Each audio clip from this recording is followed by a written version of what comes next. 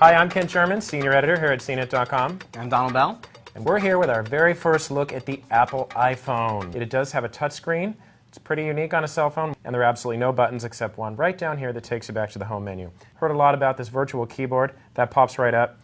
The only thing I was concerned about, though, is I really would like the keyboard to be displayed horizontally like this. We'll just look at the photos. So we'll select that picture of Donald. See, there he is. And there's this nice zoom in.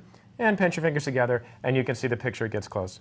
But of course, this is the iPhone. It's all about music and video in a lot of ways. Go over to Donald. All right.